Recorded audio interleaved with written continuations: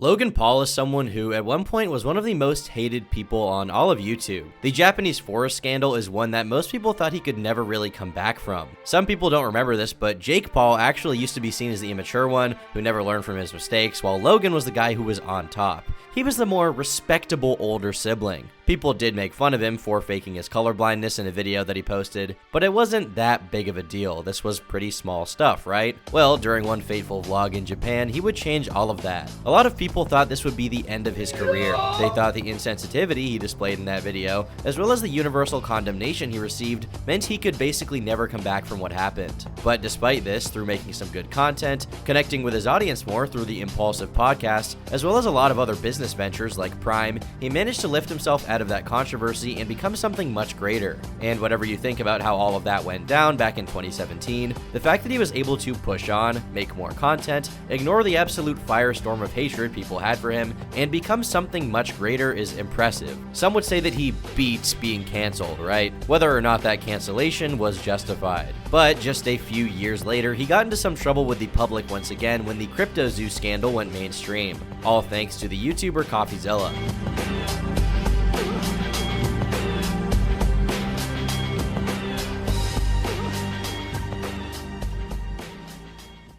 Now, Logan was in some deep shit again, and he kind of knew it based on him basically ignoring any requests for comment from Coffee and others for quite some time in the days leading up to it, going public. But as the story unraveled and we got more and more information on what happened, it became apparent that Cryptozoo was indeed another money-making scheme from the start, and Logan had basically played his audience like a fiddle for a quick bag. Now, keep in mind, I don't have a problem with making money or wanting to make money off of, projects. I will gladly promote a product to my audience because, that product will pay me, right? The company behind the product will pay me. But in this case, Logan was attempting to profit specifically at the expense of his fans. Money that they spent would directly go to him. And obviously, this is not the first time that a YouTuber has done this. But of course, with Logan being as high profile as he is, one of the default faces of YouTube by this point, it was going to become a big story. And it was talked about in articles, it was talked about on news channels, obviously plenty of YouTubers, streamers, and influencers covered it. It got about as big as it could have in terms of infamy. This all started in 2021 when Logan announced the start of Cryptozoo, and framed it as a revolutionary cryptocurrency project. Now, as many of you already know, Logan loves Pokemon cards, right? He made video after video after video on his channel collecting rare cards, opening packs, purchasing original release Pokemon cards so we could open them. I mean, he really went the extra mile when Pokemon cards were at the peak of their popularity. Stupid cards were going for like extremely high values on eBay. He was right in the mix, okay?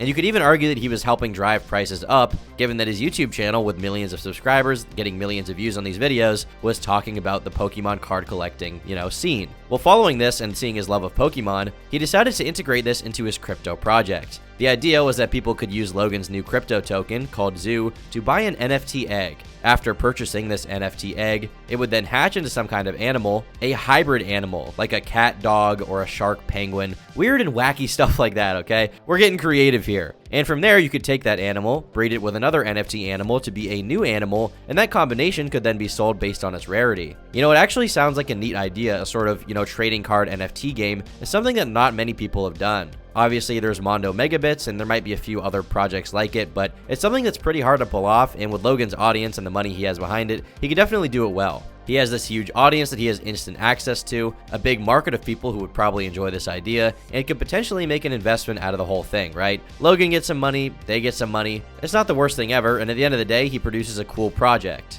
I think there needs to be a fresh take, and this project that I have is that fresh take. September 1st, Cryptozoo.co.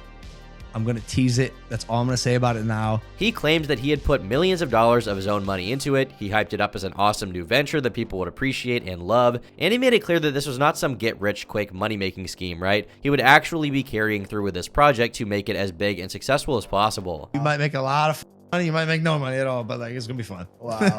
In a Forbes interview, they asked the question of if Cryptozoo could be the next Pokemon. Cryptozoo details its full vision in their white paper, but what's most fascinating is that the game may be entertaining enough to educate younger generations about cryptocurrency. Yes, guys, Logan Paul is educating the youth about crypto, about Bitcoin, about NFTs. He's basically their teacher at this point. I think that's the most important thing we're doing, Paul said. Kids are going to care about the blockchains because of my project. Imagine if your first experience on the blockchain is with Cryptozoo. Cryptozoo. We're coming up with really fun plans for 6 months, a year down the line, 2 years down the line. Like, this could be one of the biggest things I do. There's been a buzz around Cryptozoo ever since Paul teased it on his podcast, Impulsive. To dig deeper, I spent hours in Cryptozoo's community Discord talking with people who spent thousands of dollars on Zoo and waited by their laptops for days to get one of the base eggs. I think Logan is a very intelligent person and still vastly underestimated, NFT collector and entrepreneur Mikey Adooch said. His curiosity in different projects has sparked my own curiosity. Not only did I buy Zoo token and base eggs, but I also have a whole calendar of upcoming NFT drops thanks to Logan's conviction in buying in this space. I mean, he promoted this like it was some kind of noble cause, like this was going to be an educational thing for kids. He really seemed like he had come around to be a better person.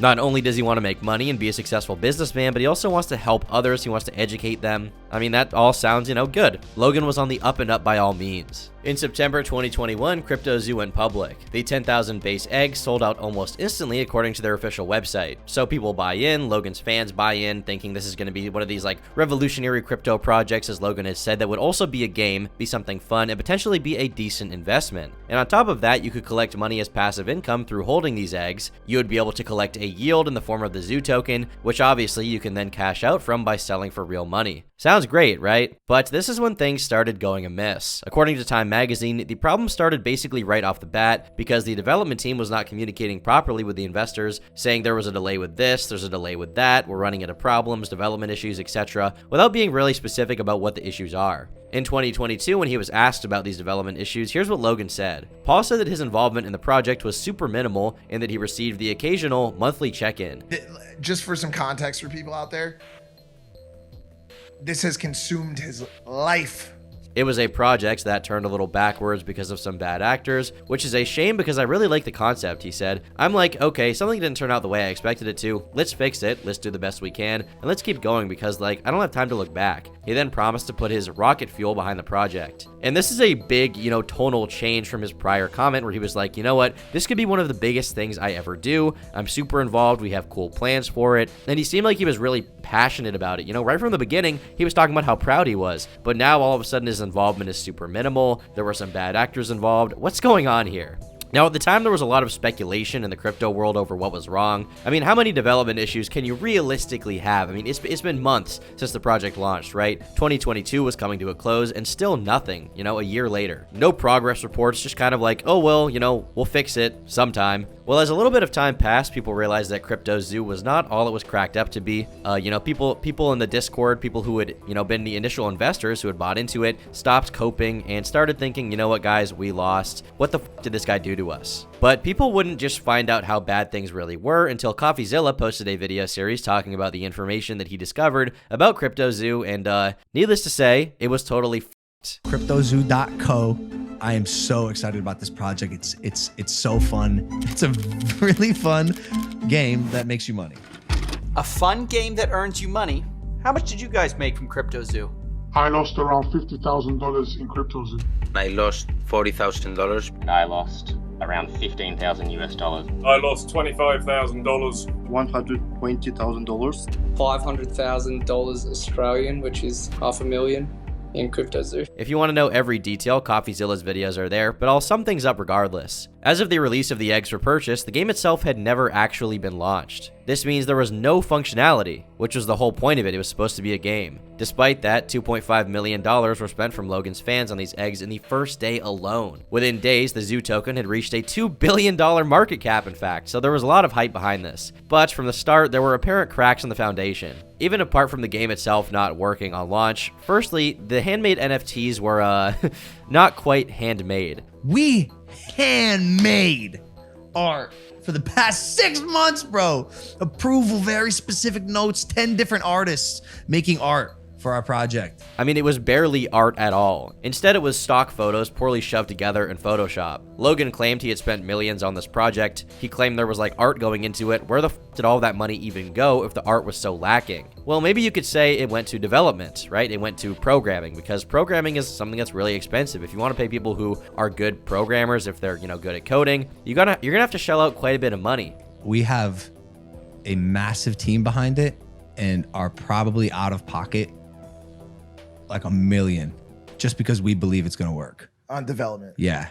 Well, as it turns out, the code was actually copy-pasted from another NFT project. According to initial investors, the passive yield function from holding these animals also did not work and was not even written into the contract of Cryptozoo. This meant you aren't even going to get the yield you're supposed to get from just holding these animals, right? There was never actually a way to do so. This basically breaks one of the most important functions of the entire project. On top of that, there were a ton of issues with hatching these eggs. Those who used Ethereum to buy the eggs were unable to hatch anything. The NFT they got was actually just a still image with no functionality. They were told this would be fixed by those running the project, but this was not fixed even 1 year after the initial launch. I mean, the entire thing, from the start, like we talked about, was designed to be a game with NFT functionality, as a core aspect of it, right? Imagine buying a video game and day one, you can't even turn it on. You just get a picture of the cover art of the game. And when you message those who made the game and are running the project, they say, oh, well, we're working on it. 1 week goes by, 1 month goes by, then 2, then 3. 1 year later, you still cannot play the game that you spent money on. And this is much more expensive than a normal game. Some of these investors spent thousands each, thinking that this would be a project that Logan would be handling, he'd be taking care of. I mean, it was astronomically dismal the way it was handled. It's amazing it hadn't been exposed sooner. But the last line of defense for the development team was claiming that Logan just hadn't pulled through yet, but he would be marketing it all big time soon, okay? He'd be talking about it on Impulsive in his videos, and that would save the entire thing. But Logan never did this. In fact, he never even spoke to the investors or acknowledged them, really. He just ignored it and hid. He didn't make any announcements about it. In fact, when one person in particular asked him if, this was a project he was concerned with, Logan was like, no, not really.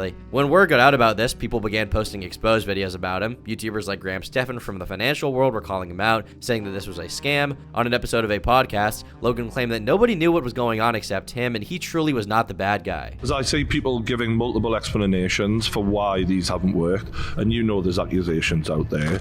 How does it make you feel when people are doing these takedown videos about your NFT projects previously? It's sad because of what I just said. There's so much going on behind the scenes. Like, Doug, I'm not the bad guy here. Yeah. There's some actual out there. Yeah. And it's not me.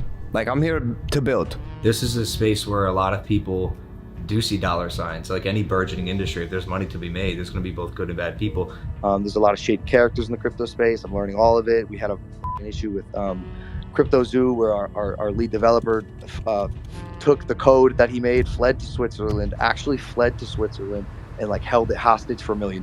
Like, behind the scenes drama that took a stick and stuck it in the spokes of my wheels. As it turns out, behind the scenes, there had been a lot of infighting between Logan and the developers. Two separate people claimed they had never been paid, one of which was supposedly short $1 million, which Logan had promised him. Logan claimed one of these people stole his code and fled to Switzerland of all places. This same guy actually admitted to doing this to CoffeeZilla, but he had kind of a different story, a different perspective. He claimed that it was because Logan never paid him when he had agreed to. And he promised me, 5% of the tokens and $1 million. He literally never paid me. He literally never paid me anything at all, ever. I never was paid. And, we got to a point when I was working on it where I just realized they were just going to try to steal all of my work and not pay me. And so I took all the source code private.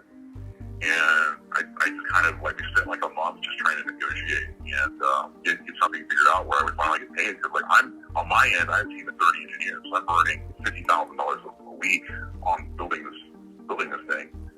And the only thing they brought to the table were a bunch of Photoshop JPEGs. And this is where another character enters the project. Eddie Ibanez, as in Ibanez Guitars. That name, but a guy who has nothing to do with the guitar company, as far as I know. Eddie Ibanez turned out to be a prolific con artist who falsely claimed he had an Eagles Super Bowl ring and helped the CIA hunt terrorists. He lied to everyone about everything, but despite that, or perhaps because of it, he ended up in some very high places, including at the head of Logan Paul's development team at Cryptozoo. All of his accomplishments, though, that got him that job in the first place were fake. He was an extremely successful liar. I mean, his list of accomplishments and lies are so ridiculous, it reads like the plot to the movie Catch Me If You Can, but in real life, because he's a fucking liar. And this guy, keep in mind, was the head of the development team for Cryptozoo. With disregard for many inconsistencies and contradictions, the 36-year-old described various past exploits. It's true Ibanez was enrolled at a New York military academy after his mother withdrew him from Ziegler Elementary School in Frankfurt for a better life in upstate New York. But according to his former classmates, he was never a hacker responsible for stealing 15 million credit card numbers from AOL or crashing MTV.com, as he recently told podcaster Trish Regan. He also claimed to work as a CIA contractor contractor, raising a toast to surviving a dangerous mission in Kirkuk, Iraq, following the 2003 US invasion, before admitting he never traveled overseas for the agency in a follow-up interview.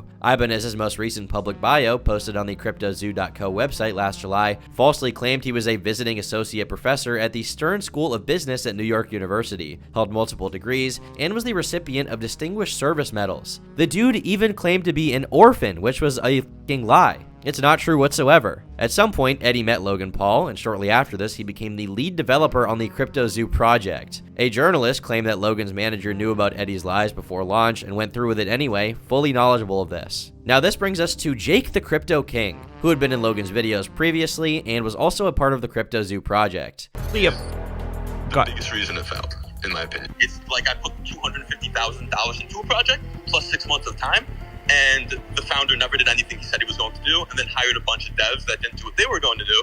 And every time I gave advice, the advice was I was told to fuck off. Logan was incompetent, but not evil, supposedly. But Eddie, meanwhile, is the mastermind behind it all falling apart. Despite that claim, Eddie had already been off the project for months prior to the 1-year mark of Cryptozoo's launch, and there was still no game. They did have a new development team that had been, put to task, but they also supposedly had not been paid by Logan. So regardless of the shady figures involved in the project, there seems to be a lack of payment, a lack of involvement from Logan, which is obviously bad considering that he had hyped this project up so much to his audience. He was leading people on, he was getting them excited to keep putting money in, meanwhile the entire thing had fallen apart and he hadn't communicated that whatsoever. And seemingly he'd made very little effort to fix the situation in the first place, he was just concerned with other ventures. Thanks to group chat leaks and other testimony, more of the story would come out which painted a clearer picture of what really went on behind the scenes, and it was a disaster. Firstly, Eddie apparently talked up his big budget investors, people he likely never knew. Ryan Kavanaugh, who I previously discussed in regards to his lawsuit with Ethan Klein, claimed he had never even heard of Cryptozoo at the time Eddie claimed he pitched them. According to Jake the Crypto King, the real move to make was to launch the crypto token quietly and purchase a large amount of the tokens at a very cheap price. They could then make it public, and once the fans had bought all of the rest, their tokens would be at a much higher value.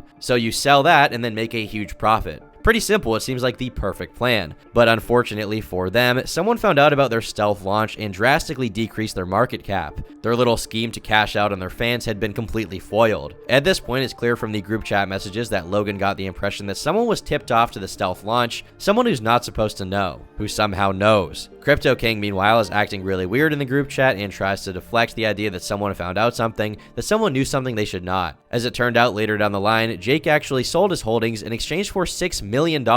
Keep in mind he had bought at $200K. So he made a pretty good payday out of it. Keep in mind this project was never delivered and the game itself never existed. These earnings were at the expense of investors who bought in thinking this would be a real project, Logan Paul's fans. Eddie Ibanez, meanwhile, also sold his Zoo token, making off with nearly $2 million before just f***ing dipping and not talking to anyone. Logan and his manager Jeff never cashed out, but they most certainly had planned to before their associates seemingly played them before they could play Logan's fans. And this is the great irony of it all, right? Logan was planning to own his fans, but in turn, people who were in his inner circle ended up owning him. It was basically a den of snakes constantly biting each other's tails. And in the end, who really lost? Well, Logan lost out on the potential to make money. He lost out on the, little effort he did put in, but that's something he can live with. He can suffer, right? He can weather the storm. Some of his fans lost hundreds of thousands of dollars each, and he seemed to be avoiding responsibility at every turn. Well, eventually, after the videos were released, Logan finally responded. Initially, he actually fired back, claiming that CoffeeZilla was posting slanderous claims about him and his lawyers, and they would be in touch real soon. But after mere days, he backed off this stance and basically walked back the entire thing. CoffeeZilla is not a criminal.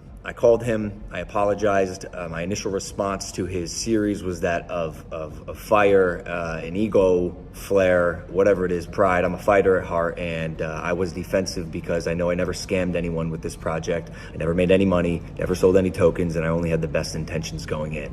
But the fact is that suing CoffeeZilla is not going to help Cryptozoo holders, so I do need to focus my attention where it should be, which is on fans and supporters of me. You guys mean the world to me, so I'd like to announce my 3-step plan moving forward. Logan said he would now focus his efforts on fixing the whole issue, making the game, and following through with investors. He apologized to CoffeeZilla, said he would let bygones be bygones, and he would change this for the better. Coffee recently went on the Joe Rogan podcast to discuss how Logan had given no further updates on the project since his apology and was ignoring his texts. And what's even worse is that this was not even the first time Logan had done this. He previously pulled the same thing with Dink Doink, a coin that Logan openly said was a coin money-making scheme. And all of the marketing material, he and his friends seem to be promoting it just like almost as a joke. They sounded as if they're being ironic. Hey guys, what's up? It's me, Mike, here to send some love and camaraderie to the Dink Doink Telegram team. I know you guys have been busting your ass to make sure that the hottest, newest coin of 2021 is Dink Doink. I just wanted to say keep up the good work. And if you guys do everything that you're doing right now, even more exponentially, we could go to the top of this whole f***ing market, dude.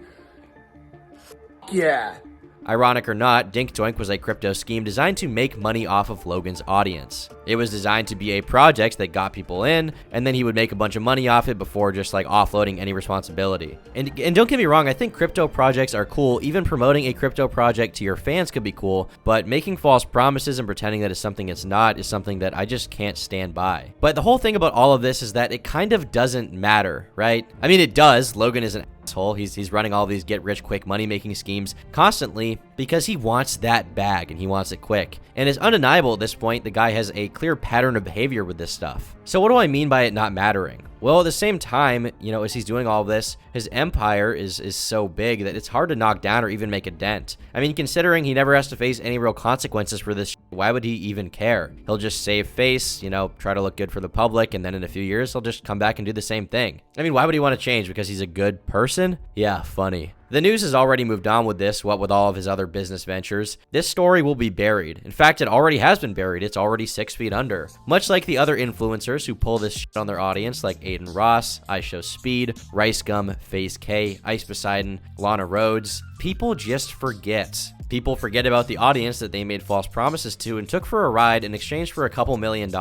It's not like this was money they desperately needed, they just wanted a little more. He still has Prime, he'll still be making appearances in the WWE, he still has his massive YouTube channel, podcast, etc. And I'm not saying that any of these things should be taken away, or he should be banned or anything. It's not like that. In fact, if he was banned or he was, you know, taken off of any of these platforms, I would suddenly become the biggest Logan Paul defender in the world, because I think despite what he's done, I don't think he should be deplatformed. What I am saying is that, you know, regardless of what we think about it, regardless of how we feel, he's just going to continue to pull stuff like this because it's actually fun for him. The truth is, when it comes to Logan Paul, Cryptozoo, Dink Doink, and the Japanese Forest, the game was rigged from the start. Guess who's waking up over here? Sorry you got twisted up in this scene. From where you're kneeling must seem like an 18-carat run of bad luck. Truth is, the game was rigged from the start. Thank you guys so much for watching this video all the way to the end. If you liked it, leave a like. If you disliked it, leave a dislike. Drop a comment down below with your thoughts, and I will see you all in the next video tomorrow. Bye.